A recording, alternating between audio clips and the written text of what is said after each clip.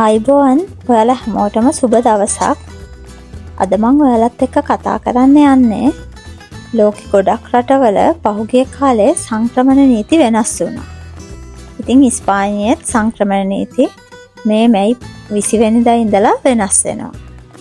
ඒ වෙනස් වෙච්ච නීතිත් එක්ක ලංකාවේ අපිට කොහොමද යුරෝපයට සංක්‍රමණය වෙන්න පුළුවන් ලේසියෙන්ම කියලයි.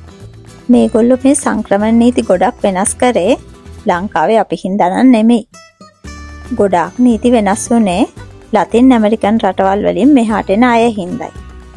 හැබැයි අපිටත් ඒකෙන් ප්‍රයෝජන ගන්න බැරුවම නෙමෙයි. ඉස්පාඤ්ඤේ මේට කලින් තිබුණේ මෙහි අවුරුදු 3ක් ඉලීගල් හිටපු කෙනෙක්ට අවුරුදු 3කින් පස්සේ ජොබ් කොන්ට්‍රැක්ට් එකක් පෙන්නලා සහ තවත් සාමාන්‍ය දේවල් සුදුසුකම් අවශ්‍යතා සපුරන අයට ලීගල් වෙන්න පුළුවන් විදිහටයි. ඒ කියන්නේ අවුරුදු 3කින් රෙසිඩන්ට් කාඩ් එකට ඇප්ලයි කරන්න පුළුවන් විදිහටයි. හැබැයි 2025 මැයි 20න් පස්සේ ඒක අවුරුදු 2කට අඩු කරලා තියෙනවා.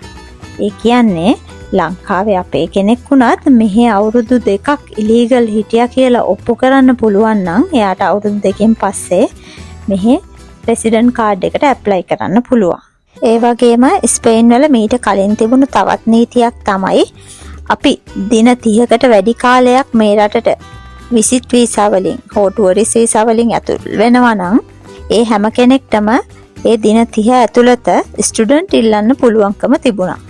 හැබැයි මැයි 20 වෙනස් වෙන අලුත් නීතියෙන් ඒක දින 60කට වඩා කියලා වෙනස් වෙලා තියෙනවා. ඒ කියන්නේ ලංකාවේ අපි කවුරු හරි දින 60කට වැඩි කියන දින 61ක් හෝ ඊට වැඩි කාලයක් විසිට් වීසා ලෙස ස්පේන් වලට ඇතුළු වෙන්න පුළුවන් නම් ඒ කාලය ඇතුළත අපිට මේ රටේ ස්ටුඩන්ට් වීසා ඉල්ලන්න පුළුවන්.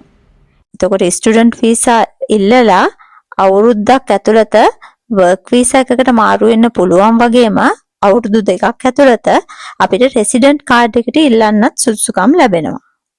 ඒක ලොකුම වාසියක්. ඉතින් මං හිතනවා මම මේ කිව්ව දේවල් මෙහෙට එන්න බලාපොරොත්තු වෙන ඔයාලට පුංචිම හරි උදව්වක් වෙන්න ඇති කියලා. ඕගොල්ලෝ ඔක්කොටම සුබ දවසක්. ස්තුතියි.